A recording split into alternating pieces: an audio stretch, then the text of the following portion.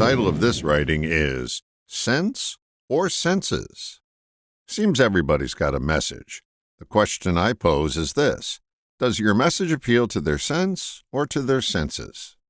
The answer is probably both, but it seems the messages that resonate more are the ones that lean in the direction of the senses. If you're solely targeting someone's intellect, you may totally miss the larger target, their senses. I'm sure Jane Austen in her late 1700s work, Sense and Sensibility, wrote more to the sensations than I'll ever be capable of. But the title got me curious about the dichotomy. As much as I have an aversion to the animal rescue public service announcements on TV, not the message but the awful B-list actors, I recognize their effectiveness. They don't appeal to your senses. They tug at your heartstrings so you'll loosen your purse strings. In personal interactions, it's more effective to communicate how you feel rather than telling someone the ABCs of how it is.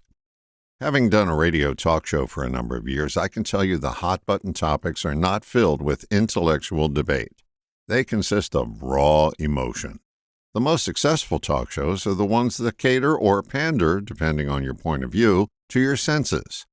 The original O.J. Simpson trial is a textbook example of sense versus senses. The prosecution was convinced that their avalanche of facts was enough to win. The defense pandered to the jury's life experiences and continually tugged on their emotions. Sense or senses is a work in progress for me. I'm much better at the factual side, but recognize that people respond more frequently to what appeals to their senses. People can counter your facts, but they can't debate your feelings. What's more effective in the following scenario? Spouse arrives home late, unannounced. The partner says something like, "You're so disrespectful and selfish for not calling and letting me know you're going to be late." Then an argument ensues about being selfish and disrespectful. Contrast that with, "When you don't call and let me know you're going to be late, I get worried sick about you and I feel you don't care."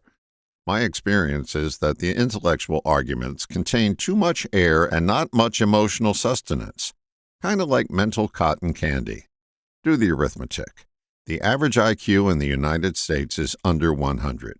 If your message needs a higher intellect to follow along, you won't have many followers. There's a reason that the National Enquirer sells hundreds of thousands of copies each week. If you think it's for the factual content, you're probably one of their readers. If you notice my snarkiness in that last line, you're probably not. But if you fail to recognize that snarky appeals too much to the intellect and not to the emotions, you'll continue to make the same intellectual arguments that no one listens to. Sense or senses? My sense is this: to get people to feel, you can't always talk about what's real. All the best, John.